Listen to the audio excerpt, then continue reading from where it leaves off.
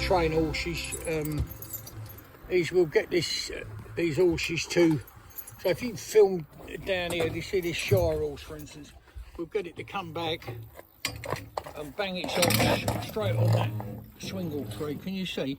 So come back, knocking on it as it comes back. Yeah, and the same with this horse. Come up, baby.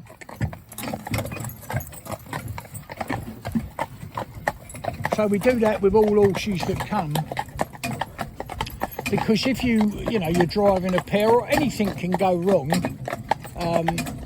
It was someone was spoke to me from Canada the other day, and they said they was using we call it Amish harness, an American pattern harness, and on the pad they have a ring, so much the same as we've got one that's holding up that tug there.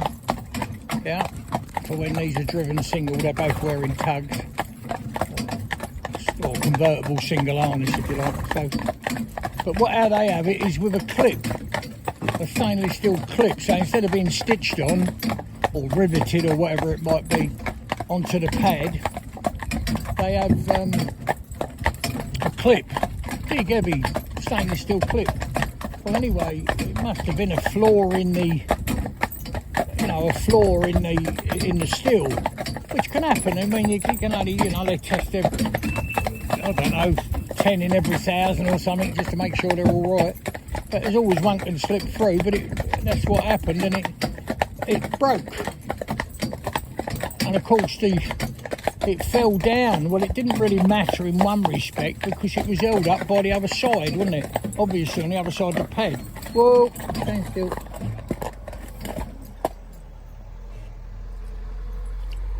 So this is horses in open bridle, remember, and he just lets that go past, no trouble at all.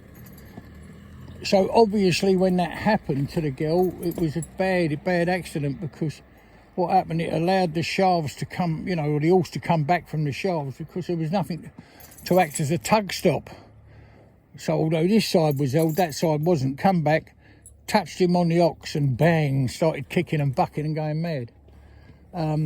So it's it's a thing that we just do. So you see this horse here, look, my dun horse,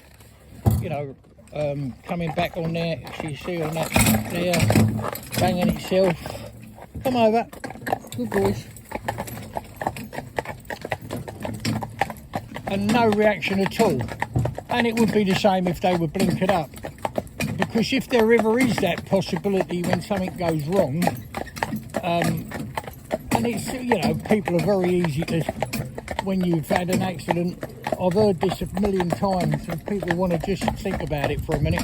When I say what you should have done, well, let me tell you, like most accidents, over seconds, split seconds, it happens. But if you know that something like that, if the vehicle actually hits them in the hocks behind, I mean, our Swingletrees are obviously padded, but it's only a small piece of foam just around. But they don't react, do they? And I could take them pole chains off now, or lengthen the pole chains right out, and they'd push this back with their quarters. They'd rest their quarters up on this dash. I don't know about with this particular vehicle, because the Swingletrees are set quite far forward, but they'd certainly attempt to push it back. They wouldn't be upset or, in any way. Come on, my darling babies, you little sugar plums, come on. So there you go, there's two, entirely different horses working away together, perfectly happy. In there when they're in bits, nice rubber bit in their mouth. So there's no cantilever, all it is a loose running ring, so i.e. it's a snaffle, and they're going lovely. Yeah, they're nice, but nice to drive actually. I mean, you wouldn't think, if I asked them to come up, trot boys, trot, trot. They can march on together, quite happy, sharing the weight on all four traces. Come over, baby.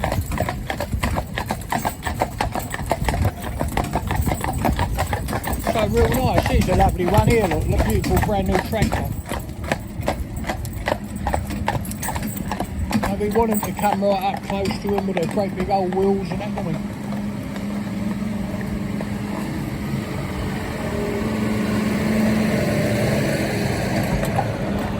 Good. And that's in open bridle, nice. Well, obviously when we start the riding side, which reruns with another lassie, I say reruns, so reruns with a lassie who comes over and you know, does the riding side. Wouldn't be much point in me doing the riding side, would it? They definitely would object to that sitting on their backs.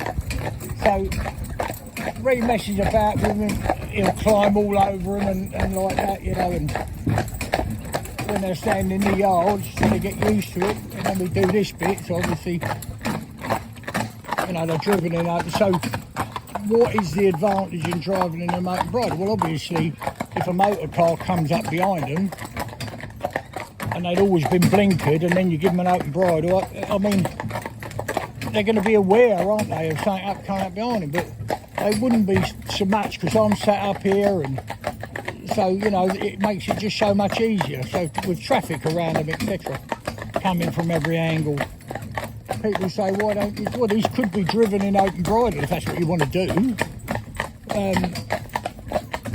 I think these two get on well. If you get two that don't get on too well, you might have them biting and nipping each other.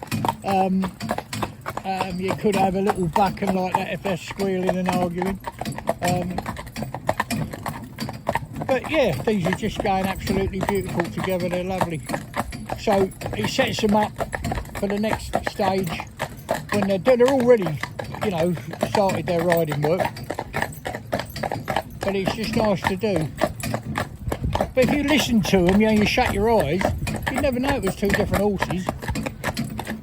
You know, with most horses I can tell to a certain extent, I mean not perfectly, but to a certain extent I can tell. I just don't want to come past, I think they'll upset their horses. And, come on. So there you go. We've had a bit of rain and like that, but the sun's come out and it's just nice now. It's not too muggy. And it's just nice for the horse, not red hot on their backs, you know, especially these dark coloured horses. So there you go, hope you enjoyed that, hope you're enjoying these. But please subscribe and comment and like and share.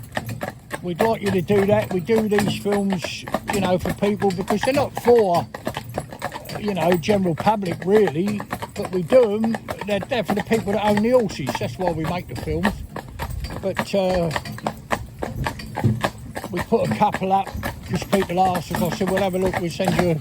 Put a clip on YouTube many years ago, and it's sort of taken off. We're at 23.5 million hits and nearly 50,000 subscribers. So for the small niche market that it is, yeah, it's quite a busy. And we're certainly not looking for work. Yeah. Anyway, going home now. Finished for the day really. Just, you know, put them to bed, make sure they're all right. I'll check them before I go to bed later on, and the job's a good one.